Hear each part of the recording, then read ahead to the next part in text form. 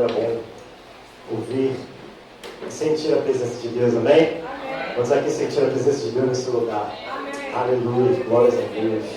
O Senhor é tremendo, o Senhor é maravilhoso. Essa noite, meus irmãos, mais uma vez, graça e paz a todos. Amém. Boa noite a todos.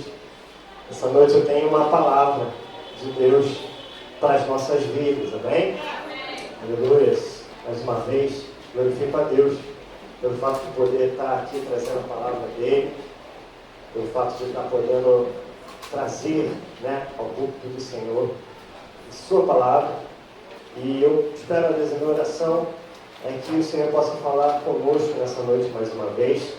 Ele possa abrir nossos olhos, nossas mentes espirituais e trazer a sua palavra novamente aos nossos corações, porque a sua palavra, ela é poderosa. Glória a Deus. Amém. Esses dias eu até comentei ontem aqui no estudo com os jovens, Esses dias eu estava estava mexendo no Instagram, e aí veio um Reels para mim, aqueles vídeos assim, curtinhos, E eu vi que um camarada, acho que ele é um pastor, ele estava ensinando a como obter sucesso no seu ministério. Aí ele começou a dar um monte de dicas, começou a trazer uma dica atrás da outra. Eu falei, não, vou ouvir o que ele tem para falar. E uma dessas dicas, ela me tocou bastante. E eu parei para ouvir assim, e fazia sentido. Era relacionado à homilética de uma igreja que queria obter sucesso. Ele falou, se você quer ter sucesso na sua igreja, não pregue sobre coisas relacionadas à salvação, relacionadas a Jesus, relacionadas a perdão de pecados. Não fale sobre isso. Fale sobre coisas que vão animar o povo. Fale sobre coisas que vão fazer as pessoas darem glórias a Deus e aleluia. Porque as pessoas, elas já estão tão cansadas, elas já estão carregando tantos fardos. Você chegar e trazer esse tipo de palavras de salvação, essas palavras de perdão de pecados, as pessoas, elas vão ficar esmorecidas, vão ficar tristes. Então eu falei, é isso. Eu preciso trazer uma palavra nova nessa noite. Mas a palavra nova que eu vou trazer nessa noite é exatamente o contrário do que esse homem estava falando. Eu vou continuar pregando sobre Jesus, vou continuar pregando sobre salvação. Nessa noite, mais uma vez, vou pregar sobre a graça de Deus. Porque o Evangelho não tem nada novo para ser inventado. A palavra de Deus não tem nada novo para ser dita. Tudo aquilo que Deus ele tinha para falar, ele já expressou no meio da sua palavra. E o que a gente tem que fazer aqui no culto é ser somente um mensageiro da sua palavra. A sua mensagem, ela tem o poder de nos confrontar, mas o Evangelho é uma mensagem que tem o poder também de nos consolar. E é isso. Diante de todos os fardos, diante de todas as coisas que acontecem, de todas as mazelas que porventura vêm acontecer nas nossas vidas, o Evangelho é a melhor solução para cada uma delas. Amém? Amém. Glórias a Deus por isso.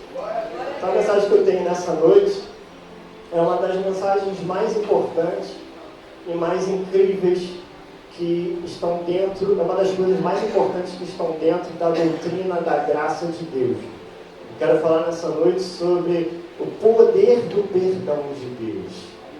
Glórias a Deus. O poder do perdão de Cristo. Você pode dar um amém por isso? Amém.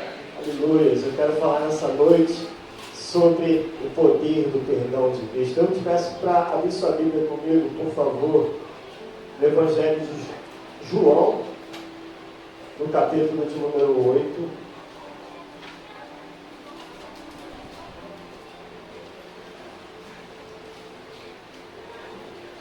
Os versículos número 3 ao 11. Vamos ler do 1 ao 11. Amém? Todos acharam? Amém. Amém. Então diz assim a palavra de Deus. Jesus, porém, foi ao Monte das Oliveiras. Ao amanhecer, ele apareceu novamente no templo, onde todo o povo se reuniu ao seu redor, e ele se assentou para ensinar. Os mestres da lei e os fariseus trouxeram uma mulher surpreendida em adultério. Fizeram-na ficar em pé diante de todos e disseram a Jesus: Mestre, és esta mulher foi surpreendida em adultério, em ato de adultério. Na lei de Moisés, nos ordena apedrejar tais mulheres. E o Senhor, o que diz? Eles estavam usando essa pergunta como armadilha, a fim de terem uma base para acusá-lo. Mas Jesus inclinou-se e começou a escrever no chão com o dedo. Visto que continuavam a interrogá-lo, ele se levantou e lhes disse: se algum de vocês estiver sem pecado, seja o primeiro a tirar pedra nela. Inclinou-se novamente e continuou escrevendo no chão. Os que ouviram foram saindo um de cada vez, começando pelos mais velhos. Jesus ficou só, com a mulher em pé diante dele. Então Jesus ele pôs-se em pé e perguntou-lhe: mulher, onde estão eles? Ninguém a condenou. Ninguém, Senhor, disse ela. Declarou Jesus: eu também não te condeno. Agora vá e abandone sua vida de pecado. Amém? Amém. Quero orar com você nesse momento. Feche os teus olhos, por favor. Santo Deus, eterno Pai, aqui estamos, Senhor, aqui está a tua igreja. Pai querido, em nome de Jesus, eu venho diante da tua presença, te pedir que o Senhor possa abrir nossos olhos nesse momento, abrir nossos corações para recebermos a tua palavra, a tua mensagem, o Evangelho que tem o poder de confrontar e consolar, o Evangelho que é a principal mensagem, a mensagem da graça de Deus. A tua graça nos alcançou. Nós te agradecemos pela tua graça, por tamanho amor que nos ofereceu. Obrigado, Senhor Jesus, obrigado porque o Senhor nos perdoou. Nós que não merecíamos a condenação eterna por causa dos nossos pecados. Mas o Senhor veio de encontro a nós e nos ofereceu uma segunda chance. Portanto, que nessa noite possamos entender o poder do teu perdão sobre nossas vidas. Te peço assim, em o nome santo de Jesus. Amém. Querido, imagina comigo que o seu pior erro fosse exposto diante de todos. Como é que você se sentiria se você estivesse diante de um juiz pronto para sentenciar sua vida? Imagina comigo por um momento que seu pior erro, aquele que você tentou esquecer, ele foi trazido à tona diante de todos. Pense nas palavras duras, nas atitudes erradas, nos pecados ocultos, que você nunca gostaria que fossem revelados. Agora se veja em um tribunal, querido, diante de um juiz, sabendo que você é culpado e que não há como escapar das suas vítimas. O que você sentiria nesse momento? Sentiria vergonha, medo, desespero? O texto que nós lemos em João 8, de 3 ao 11, uma mulher ela foi arrastada até Jesus, acusada de adultério. Os seus pecados foram expostos diante de uma multidão e todos esperavam a sua audiência. Mas, ao invés de uma sentença de morte, ela encontrou o que ela menos esperava: o perdão de Deus e uma nova chance para recomeçar. A história da mulher surpreendida em adultério é uma das mais belas demonstrações da graça e do perdão de Deus sobre nossas vidas, queridos. Quando os fariseus trouxeram aquela mulher para ser condenada, eles esperavam que Cristo confirmasse a sentença da lei. Mas Jesus ele revelou o coração de Deus, um coração que perdoa, um coração que transforma vidas. Isso nos leva à pergunta central dessa mensagem, dessa noite. Será que eu realmente fui perdoado? Será que nós compreendemos o perdão de Cristo plenamente? Ou nós ainda carregamos o peso da culpa? Muitas das vezes nós temos consciência até teórica desse perdão. Nós até dizemos, sim, nós fomos perdoados. Mas na prática, ainda nós carregamos culpa. Na prática, nós ainda temos medo e insegurança diante disso. O perdão que Cristo nos oferece, ele é completo e imerecido, querido. Ele não nos perdoa com base nos nossos méritos, mas por causa da sua graça. Efésios 2, 8 a 9 diz: pois vocês são salvos pela graça, por meio da fé, e isso não vem de vocês, é dom de Deus, não por obra, para que ninguém se glorie. No entanto, querido, muitos ainda vivem como se precisasse pagar pelos seus erros, tentando merecer algo que já foi concedido gratuitamente a cada um de nós. Portanto, nessa noite, querido, nós vamos mergulhar nesse encontro.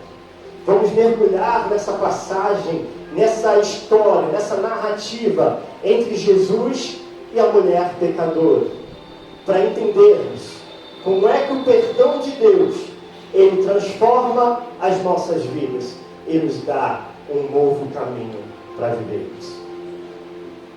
Querido de Deus, o perdão de Cristo, ele não apenas é um ato de misericórdia, mas é uma manifestação do amor redentor de Deus, que restaura as nossas vidas e nos dá um novo começo. Amém? Amém. Glórias a Deus. Nós vamos olhar então para essa narrativa. Eu peço que você esteja com sua Bíblia aberta no capítulo 8 de João.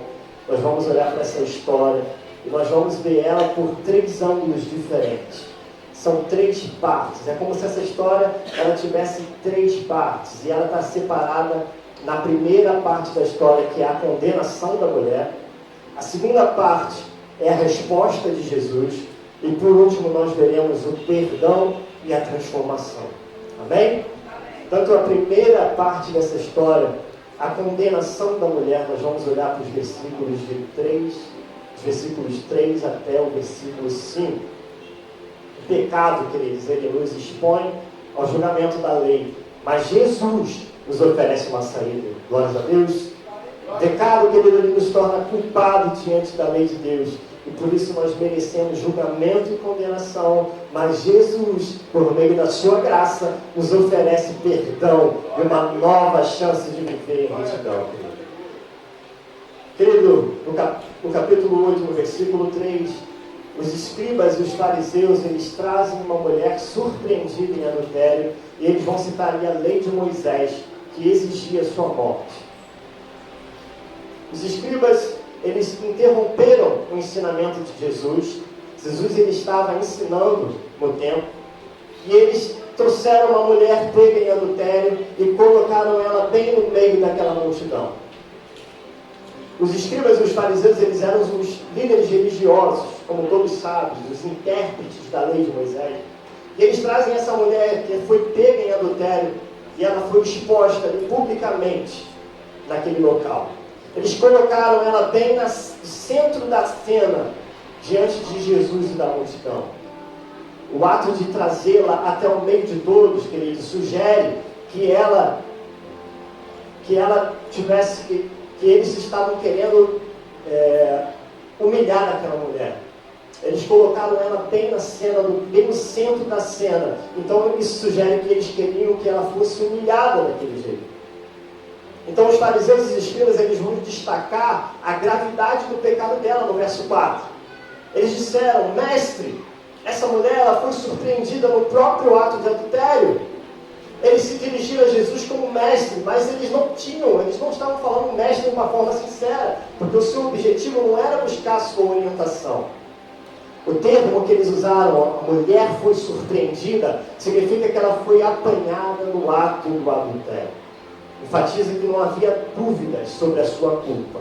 A mulher de fato era culpada, pois ela foi apanhada naquele ato. A lei, querido, no Antigo Testamento, ela era justa. Porém, o texto de Levíticos 20:10 dizia que se um homem ele cometesse adultério com a mulher de outro homem, tanto o adúltero quanto a mulher adúltera eles teriam que ser executados. A lei determinava que tanto o homem quanto a mulher eles deveriam ser julgados e punidos. Mas aqui nessa situação, somente a mulher é apresentada. Onde é que está o homem? Isso sugere que não havia parcialidade dos acusadores. Eles queriam humilhar aquela mulher. eles não estavam preocupados com a lei. Eles estavam preocupados em humilhar e acusar. Então, os escribas eles vão mencionar a lei de Moisés como base para a condenação daquela mulher. João 8,5, eles vão continuar e vão dizer que na lei nos mandou Moisés que tais mulheres sejam apedrejadas. Então eles perguntam para Jesus: tu, pois, o que dizes? Eles vão citar a lei de Moisés, porque ela previa a pena de morte. Só que essa pena era aplicada somente sob circunstâncias específicas. E os judeus, eles não tinham autonomia para executar penas de morte sem a autorização romana. Portanto, queridos, o real objetivo dos fariseus, o real objetivo daqueles escribas naquele momento, não era fazer cumprir a lei, mas colocar Jesus em uma situação difícil. Se Jesus ele aprovasse o apedrejamento naquele momento, ele poderia ser acusado de desafiar as autoridades romanas. Mas se ele negasse a pena também, ele poderia ser acusado de ir contra a lei de Moisés. O que os fariseus, o que os escribas eles queriam de fato, era colocar Jesus em uma posição difícil, de contradição diante do pecado daquela mulher. Mas Jesus, em sua infinita graça, ele aponta que aqueles fariseus, eles eram tão pecadores quanto aquela mulher, e que por meio da sua graça existia perdão para aquela mulher e para todos aqueles que se aproximam do seu amor. Querido de Deus, eu quero dizer para você nessa noite que a lei, ela revela a nossa culpa, mas a graça de Deus nos revela uma saída. A lei, querido, ela nos expõe os nossos erros, ela mostra que nós somos culpados diante de Deus, mas a graça de Deus, por meio de Jesus, ela nos oferece perdão, salvação, não com base naquilo que nós merecemos, queridos, mas com base no amor de Deus, na sua graça. A lei, ela nos condena, querido, mas a graça nos liberta, querido, nos dá um novo começo. A graça nos alcançou, querido. Aleluias. Nós só tínhamos erros, mas o Senhor vem e Ele nos perdoa por meio do seu amor. Querido de Deus, eu quero dizer também que a graça era como um homem que recebeu uma multa por excesso de velocidade e ele não tinha dinheiro para pagar. Imagina comigo, vamos imaginar aqui, que um homem está dirigindo numa rodovia e ele ultrapassa o limite de velocidade. O radar ele registra ali a infração e alguns dias depois uma notificação chega para aquele homem informando que ele teria que pagar uma multa. O problema é que esse homem estava desempregado, ele não tinha como pagar aquela multa, ele não tinha dinheiro suficiente para isso. Então ele vai até o tribunal, na hora marcada, no dia marcado, esperando explicar ali para o juiz a sua situação. Mas o juiz vai dizer para ele que, meu amigo, não tem jeito. A lei é clara. Você ultrapassou o limite de velocidade, você deve pagar a sua multa. A justiça exige a penalidade, que a penalidade ela seja cumprida. Então aquele homem, ele abaixa a cabeça, porque ele sabia que ele era culpado e não tinha como escapar daquilo. Mas de repente, no meio daquele lugar, um amigo, ele se levanta no meio do tribunal. Ele se levanta e ele diz: meritíssimo, eu vou pagar a multa por ele. O juiz, ele olha para aquele homem e ele confere o pagamento. Então ele diz: Senhor, a sua dívida foi paga, você está livre, pode ir. Aquele homem, ele não podia acreditar. A justiça ela foi cumprida, porque a multa foi paga, mas ele não precisou arcar com a consequência, porque seu amigo interveio por ele. Queridos de Deus, assim como o amigo pagou a multa do outro, Jesus ele veio ao mundo para pagar a nossa dívida espiritual. Queridos de Deus, ele tomou sobre si a penalidade do nosso pecado. Em 2 Coríntios 5, 21, Paulo vai dizer: aquele que não conheceu o pecado, o fez pecado por nós, para que nele fôssemos feitos justiça de Deus. Aleluia, querido de Deus. A nossa dívida espiritual foi paga por Cristo Jesus.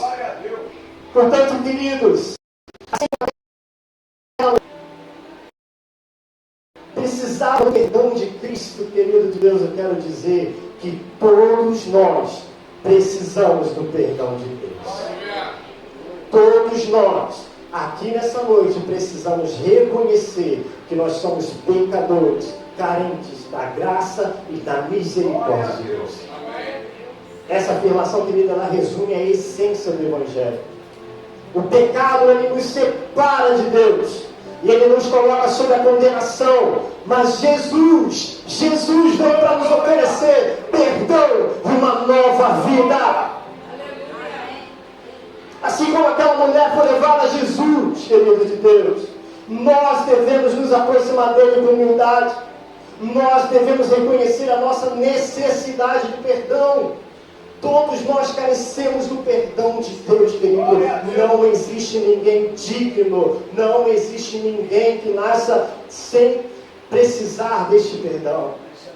Portanto, nessa noite, querido, reconheça que você necessita, tanto quanto aquela mulher, do perdão e da graça e da misericórdia de Deus. Não somente por um dia, mas todos os dias da sua vida. Se nós nos arrependermos, queridos, sinceramente, o Senhor, Ele nos perdoa, Ele nos liberta da condenação. 1 João 1,9 diz, se confessarmos os nossos pecados, Ele é fiel e justo para nos perdoar e nos purificar de toda justiça. Filho de Deus, Ele apagou o teu passado, Deus te deu uma nova vida, Deus te chamou pelo nome, te escolheu, te trouxe ao novo caminho. Portanto, aceite o perdão de Cristo na tua vida. Se por algum acaso você ainda não reconheceu, não aceitou, se você ainda acha que existe alguma coisa a ser feita para que você possa acessar esse perdão da parte de Deus, deixa eu te dizer, o Senhor já te perdoou, o Senhor já foi de encontro a você, Ele já te perdoou, Ele já te libertou da condenação, Ele já livrou você da justa condenação e Ele te trouxe a uma nova vida de graça, de amor, de misericórdia em Cristo Jesus. Aleluias. Portanto, querido, reconheça e receba o perdão.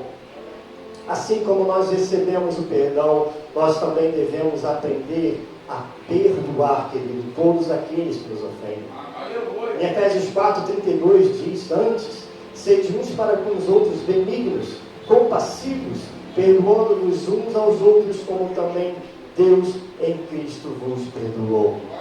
Querido de Deus, se Cristo ele veio ao teu encontro, se Ele perdoou os teus pecados, queridos, por que você não tem perdoado o teu próximo? Perdoe o seu irmão, seja compassivo, seja benigno, querido, com os outros. Ele te perdoou para que você também pudesse perdoar. Aleluia. Portanto, querido, mostre a graça de Deus que foi recebida às pessoas, aos outros, ao seu próximo. Mas em segundo lugar, nós veremos a resposta de Jesus. Em João de 6 ao capítulo 9. Jesus, Ele não ignora, nós veremos que Jesus, Ele não ignora o pecado, mas Ele oferece graça e verdade. Jesus, Ele não minimiza, Ele nem ignora o pecado, pois Ele é justo e é santo. Mas Ele também oferece graça, dando às pessoas a oportunidade de arrependimento e transformação. Ele equilibra justiça e misericórdia. E Ele nos chama a uma nova vida longe do pecado.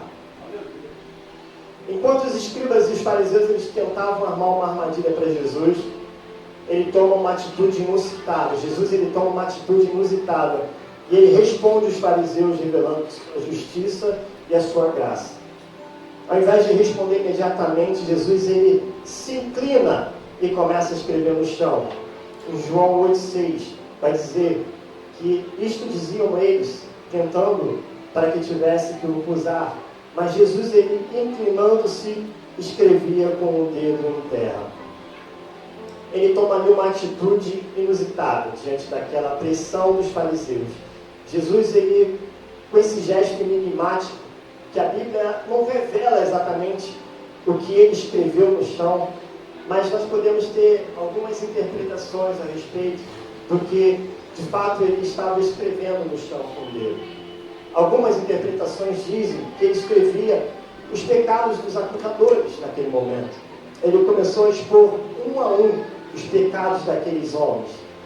Mas há uma outra interpretação que diz que isso faz referência a Jeremias 17:13, que fala que todos os que te abandonam serão envergonhados. Os que se afastam de mim terão seus nomes escritos no pó.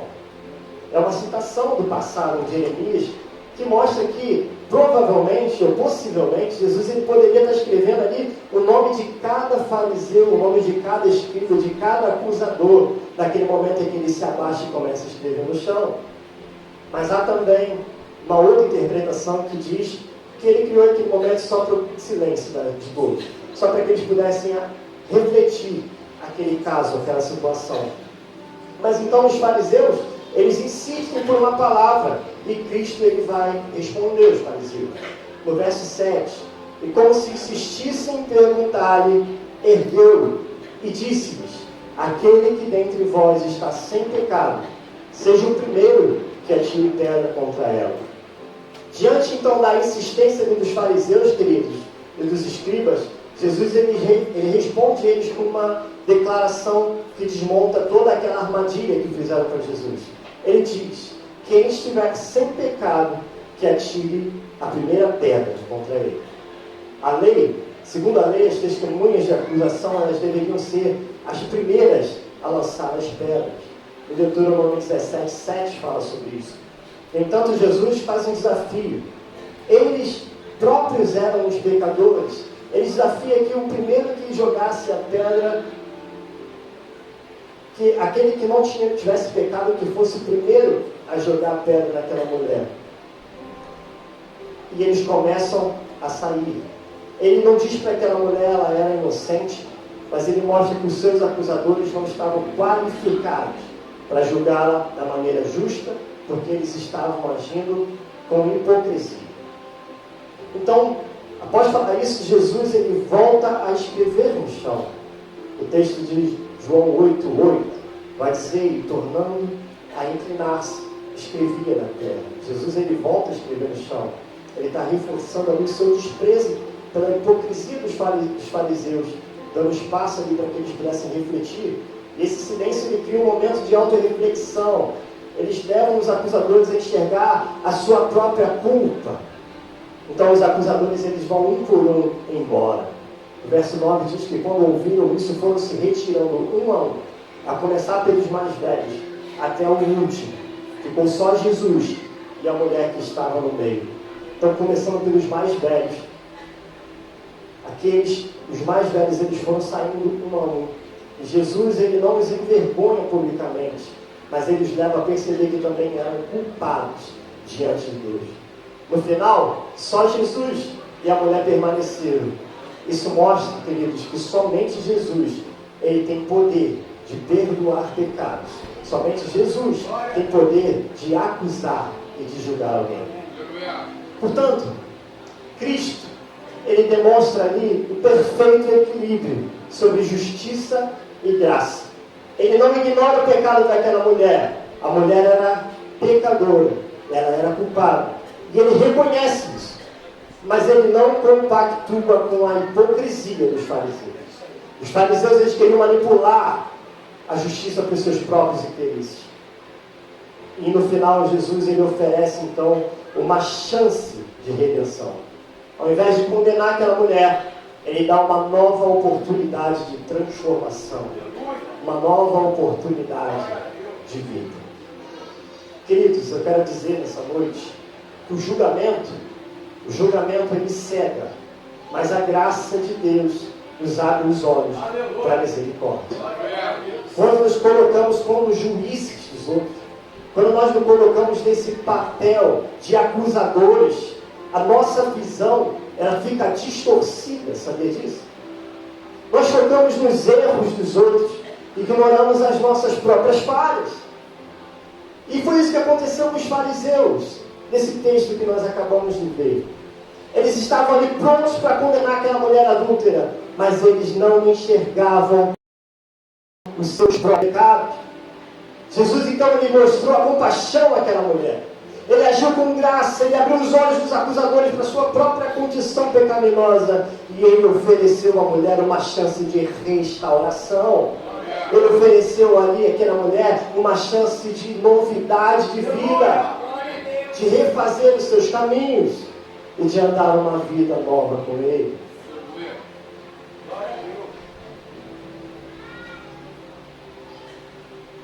Portanto, querido, nessa noite, antes de nós pensarmos em julgarmos os outros, examinemos o nosso próprio coração. O perdão de Deus começa quando nós reconhecemos a nossa necessidade da graça de Deus. Jesus ele ensinou essa verdade em Mateus 7, de 3 a 5. Ele diz: por que você repara no cisco que está no olho do seu irmão e não se dá conta da viga que está no seu próprio olho? Isso significa, em outras palavras, que nós somos propensos a ver pequenos erros nos outros, enquanto nós ignoramos as nossas falhas, que por vezes é ainda maior. Se nós não examinarmos o nosso coração primeiro, o nosso julgamento ele corre o risco de ser tão hipócrita quanto dos fariseus. Nós corremos o risco de sermos injustos. Isso não significa também que nós não podemos fazer juízo. João capítulo 7, 24 diz: não julgueis segundo a aparência, mas julgai segundo a reta justiça. Isso fala sobre juízo de valor, querido. Você pode e você deve julgar se alguma coisa é correta. Você deve julgar se os princípios e os valores de algo ou de alguém, eles são segundo a aparência ou são segundo os princípios da palavra de Deus. Porém, se você é alguém que julga segundo a reta justiça, mas você não anda segundo essa reta justiça, você só está sendo mais do mesmo. Você só está agindo como esses fariseus. Alguém que repara no cisco no olho dos outros, mas não vê a trave que está diante dos seus olhos.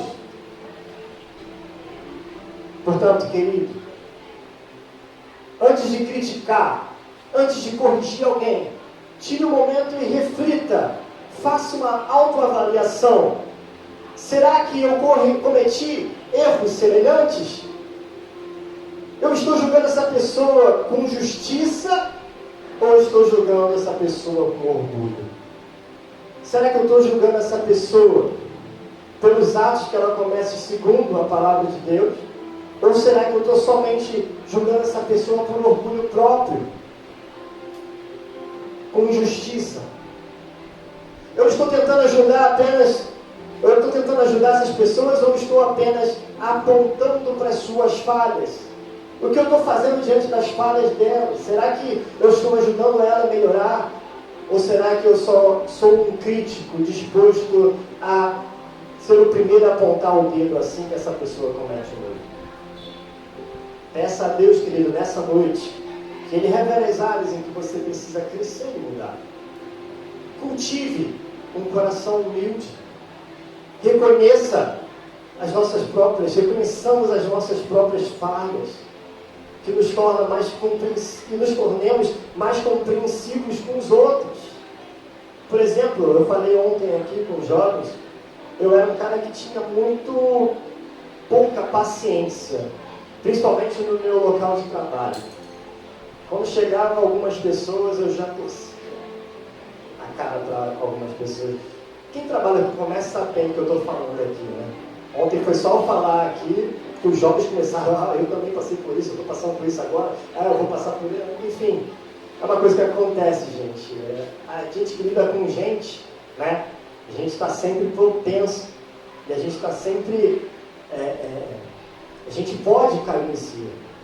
Eu, durante muito tempo, eu não tinha muita paciência, eu confesso que meu trabalho era uma pessoa até um pouco rude, em alguns casos.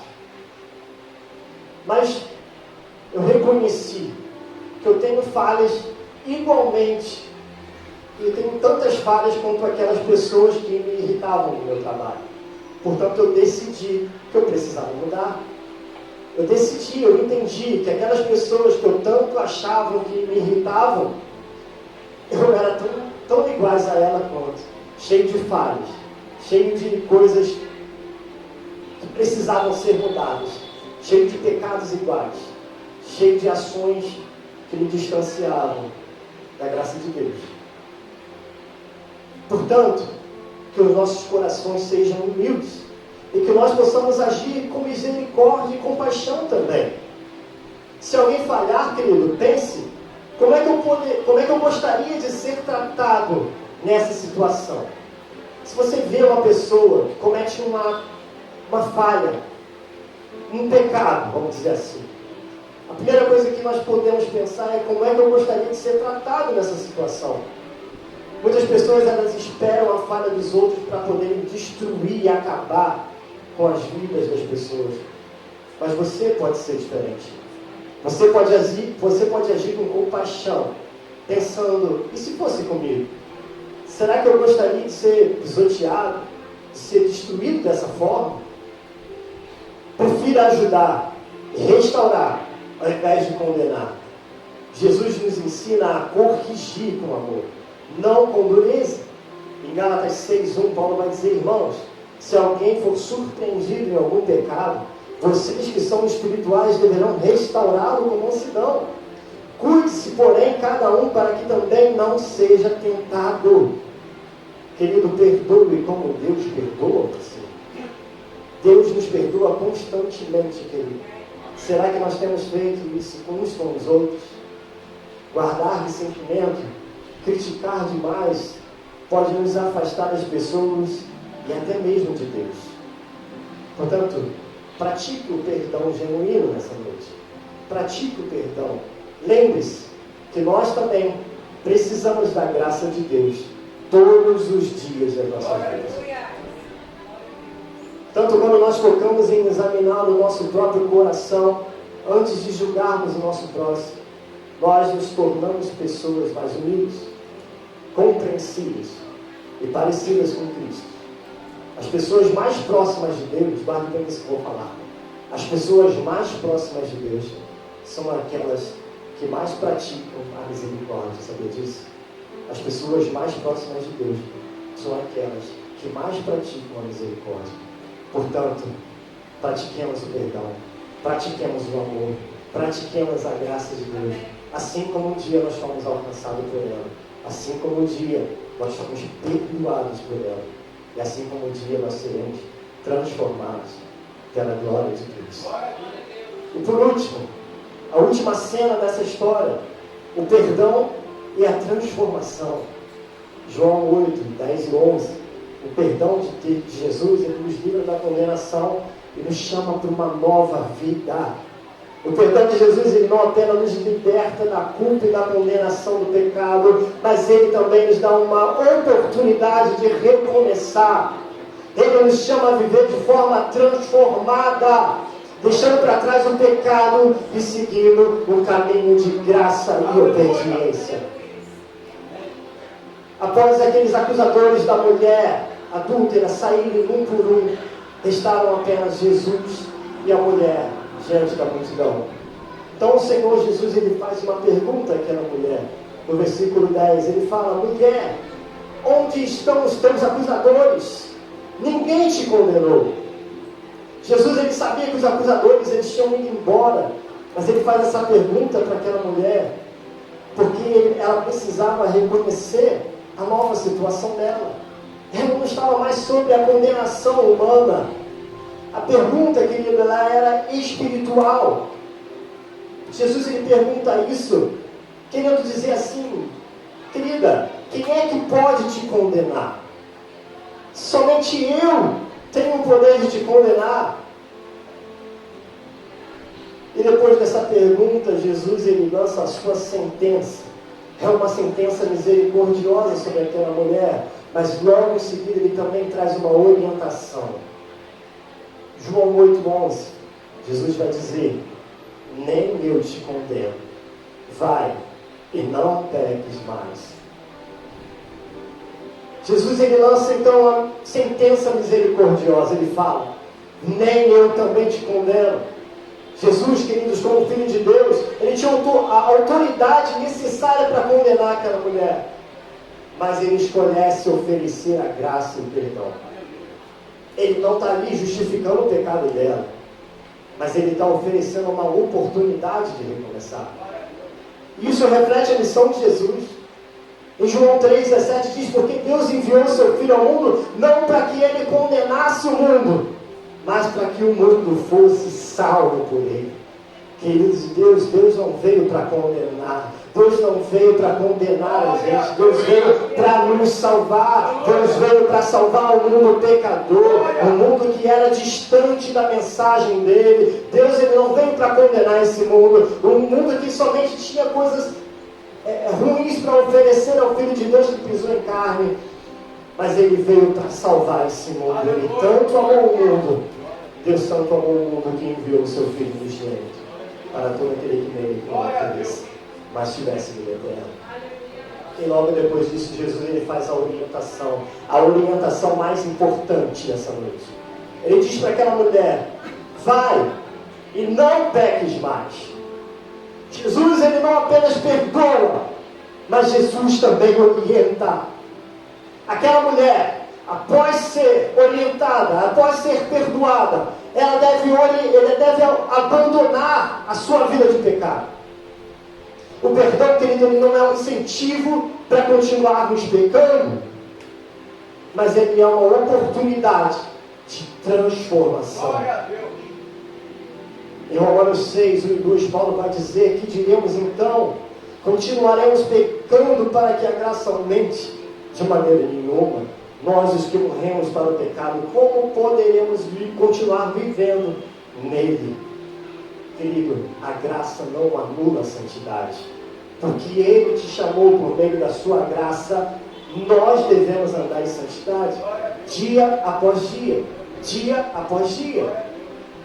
Portanto, querido, que o texto, que essa história nos mostra é que Jesus, ele perdoa. Ele é aquele que nos perdoa, mesmo diante das falhas mais terríveis que possamos cometer, mas ele também, ele desafia a mudarmos de vida. O perdão de Cristo, querido, ele não apenas nos livra do passado, mas ele nos chama para um futuro transformado. Aleluia. O perdão de Cristo, ele nos liberta não apenas das amarras do passado, mas ele também nos chama a construir um futuro cheio de esperança, cheio da transformação de Deus. Em Cristo, querido, nós não somos mais definidos pelos nossos erros. Assim como Paulo e tantos outros, queridos, eles foram libertos da sua vida passada. E nós também nós somos perdoados e purificados. Deus não somente apaga os nossos pecados, mas Ele nos dá uma nova identidade, uma nova vida, uma nova oportunidade de transformação, uma nova oportunidade de andarmos em seus caminhos, de sermos mais parecidos segundo a imagem dEle, sermos mais semelhantes a Ele. Um grande exemplo de vida transformada por Jesus é a vida de um homem chamado John Newton, que era um ex-traficante de escravos que viveu no século XVIII. John Newton, ele passou anos transportando escravos da África para a Europa, vivendo de maneira cruel e imoral. E durante uma tempestade violenta, no meio do mar, temendo pela sua morte, ele clamou misericórdia a Deus. E esse momento marcou o início da sua conversão. Com o tempo, aquele homem ele abandonou o tráfico de escravos. Com o tempo, aquele homem ele se tornou um pastor e dedicou-se a lutar contra a escravidão na Inglaterra. Foi ele quem escreveu o famoso hino Amazing Grace, ou o nosso dialeto, a graça maravilhosa, expressando a sua gratidão pelo perdão de Deus e a transformação que ele recebeu. Uma parte do hino diz assim: a graça salvou o miserável como eu. Eu estava perdido, mas agora fui achado. Eu era cego, mas agora vejo. Queridos, assim como aquela mulher adúltera, Milton também foi perdoado e chamado para uma nova vida. O seu passado não o condenou para sempre. Jesus o transformou. E ele passou a viver uma vida transformada para a glória de Deus.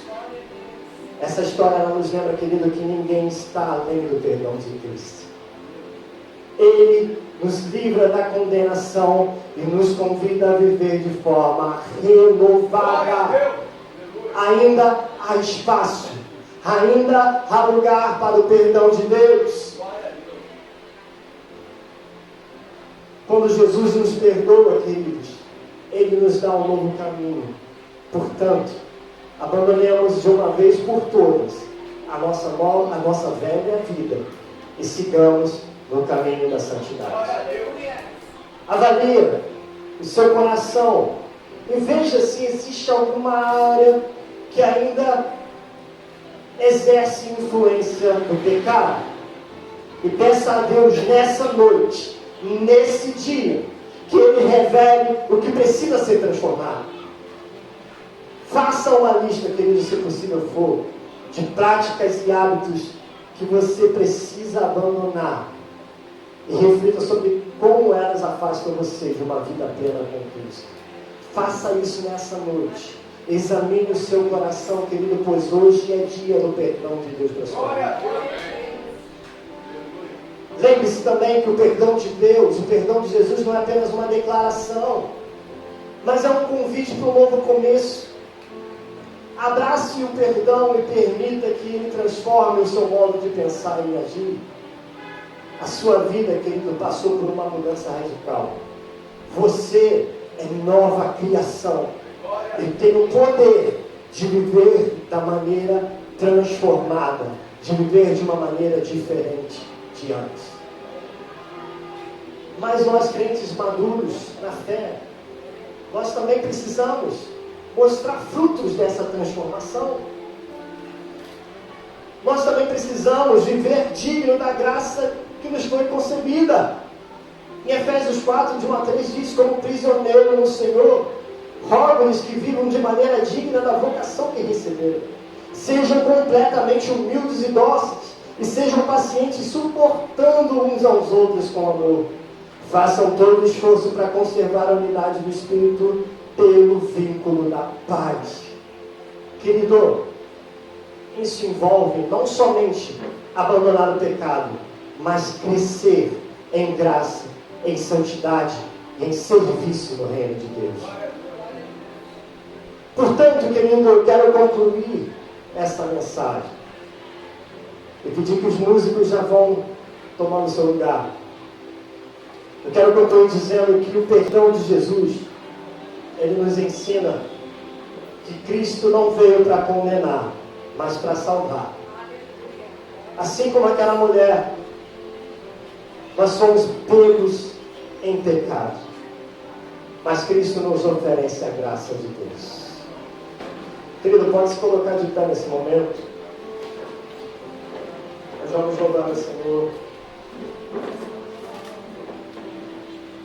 Nós vamos refletir mais uma vez nessa mensagem.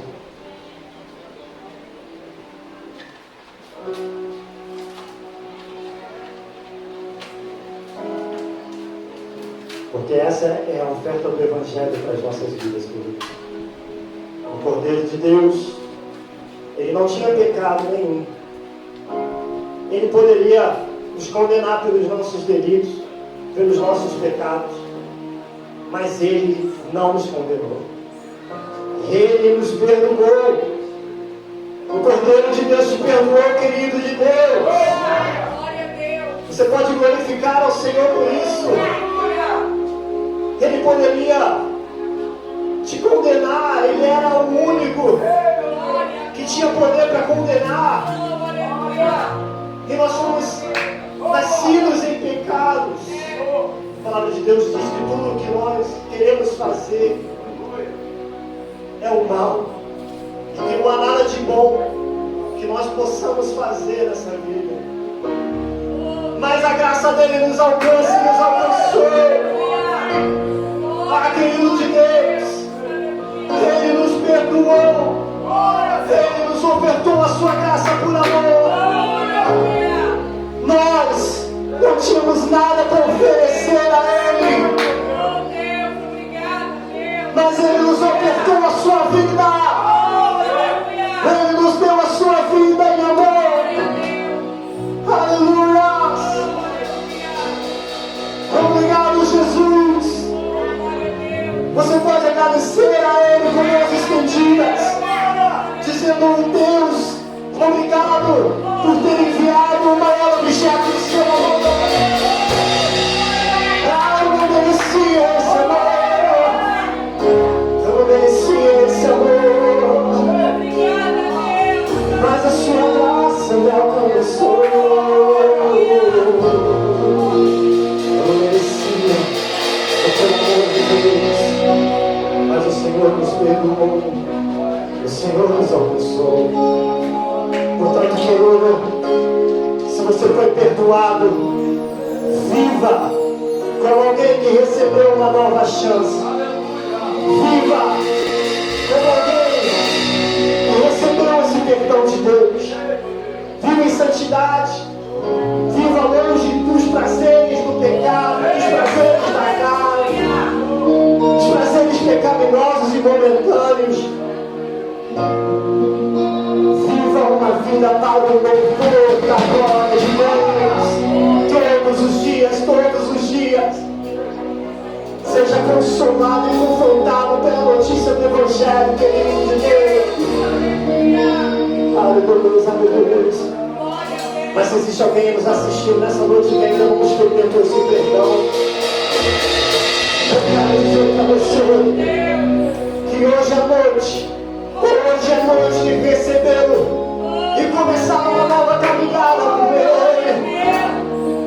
Ele quer disponibilizar a sua graça para você. Portanto, se entregue de todo o coração a ele. Aleluia, eu quero adorar o Senhor nesse momento. Feche os seus olhos, levante suas mãos e adore ele, adore ele, adore ele, porque ele te ama.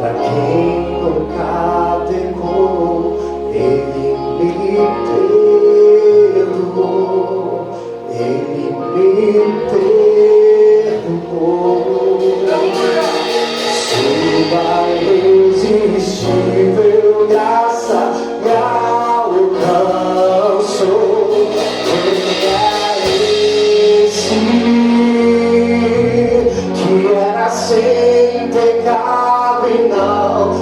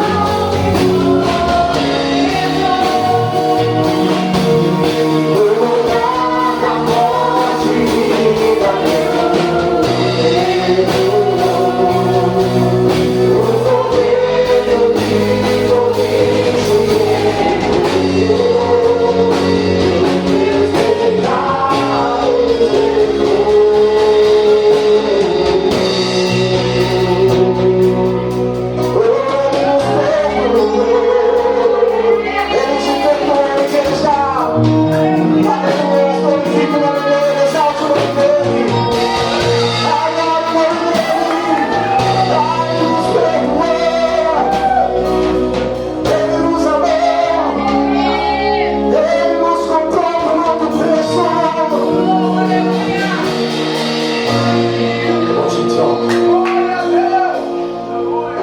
Eu não te troco por nada. Não há espaço pra mais nada. Todo vazio que havia em mim hoje é sua morada. A minha alma buscava e nada me completava. A tua presença me faltava em mim. Minha vida foi transformada. Eu não te amo por nada. Não há espaço pra nada. Como você não tá vindo? Hoje é sua morada.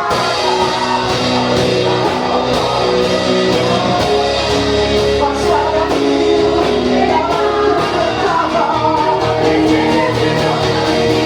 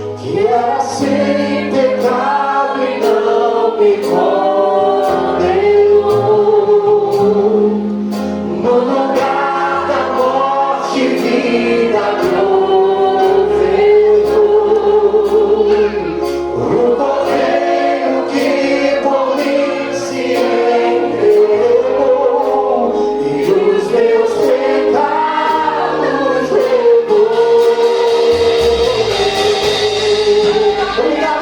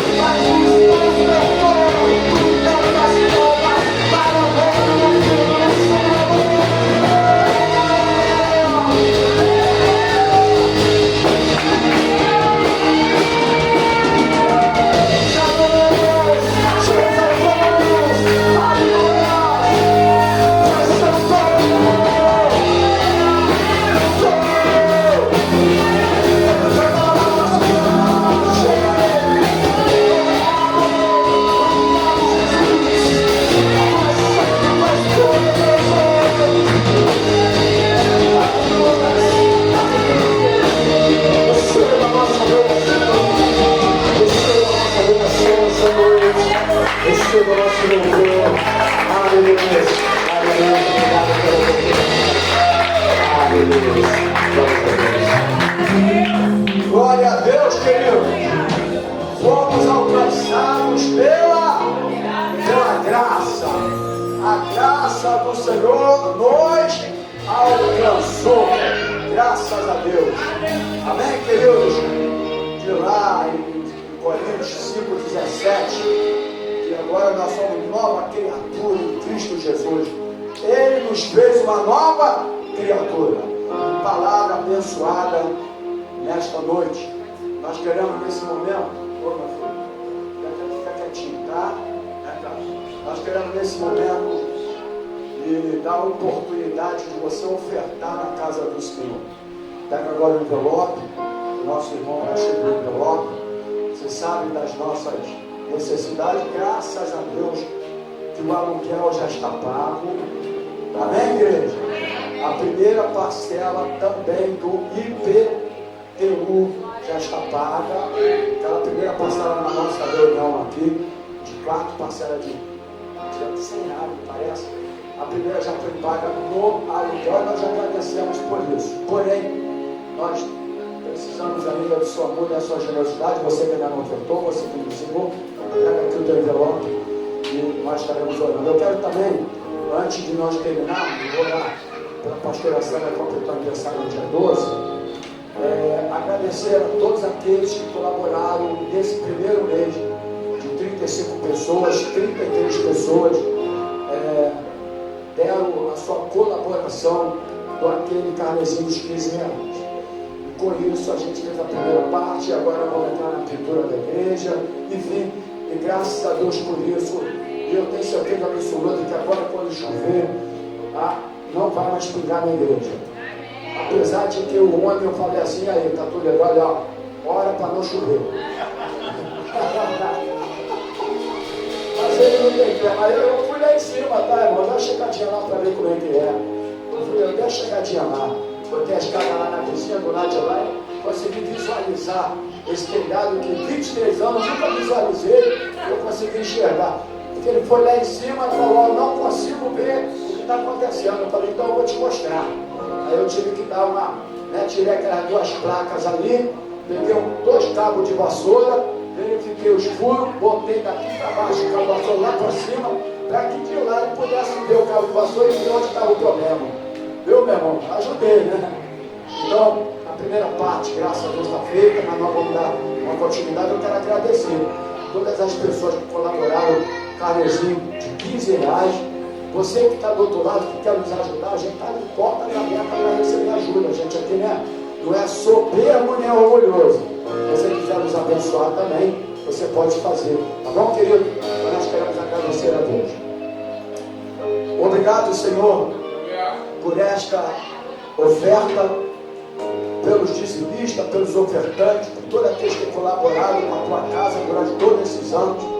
Nós te louvamos, Pai, pela vida de cada um. Muito obrigado pelos dizimistas e pelo ofertante. E nós fazemos isso orando no nome do Senhor Jesus. Amém, querido? Pastora, vem para cá. Nós vamos orar agora a pastora fez aniversário no dia 12. Agora só tem só tem agora o Vicre no dia 18, para finalizar o mês de fevereiro. Estenda as tuas mãos para cá, queridos. Estenda a mão para cá para a vovó. Deixa ele. Vem para cá, filho. Estenda as mãos aqui para a vovó. Isso. Bota a mão na cabeça da vovó para orar. Vai, olha assim. Senhor, em nome de Jesus, nós queremos te agradecer pela vida da tua filha. Oh Deus, muito obrigado, Senhor, por tudo aquilo que tem colaborado aqui neste lugar, me ajudando aqui, sendo cooperadora desse ministério durante todos esses anos. Muito obrigado, Senhor, pelo dom que o Senhor tem dado à tua filha, pela sabedoria.